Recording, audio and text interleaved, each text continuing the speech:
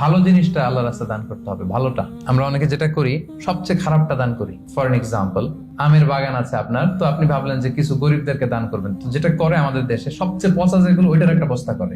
ওইটা কেন? ওইটা দান করবে উনি। এরপর ধরেন রিক্সা থেকে নামছেন, হঠাৎ একজন ভিক্ষুক ফরিয়া দিয়ে এসে হাত পাতলো। তো এখন আপনি ভালো মানুষ, আপনি দান করেন, দিতে চাচ্ছেন, তো পকেট থেকে টাকা বের করে খুঁজতেছে যে সবচেয়ে পুরাতন নোট কোনটা। তারপরে দেখবেন যে 5 টাকার স্কচ টেপ দিয়ে লাগানো থাকে না ছেঁড়া নোট গুলো, ওইটা খুঁজে যে ওইটা দিব। তো এইটা যদি করেন, এটা আপনি ভুল করছেন, কারণ এই দানটা বেসিক্যালি আপনি আল্লাহ তাআলাকেই করছেন। কিয়ামতের দিন আল্লাহ বলবে, আমারে তুমি খাবার দিলা না, আমাকে পোশাক দিলা না, আমাকে সাহায্য করলা না। বনি আদম বলবে, আল্লাহ বলেন কি? আপনি খাবার চাইলে তো সারা দুনিয়ার সব দামি দামি খাবারের বস্তা আপনার কাছে এনে দিতাম, আপনি পোশাক চাইলে তো আমারটাই খুলে দিতাম।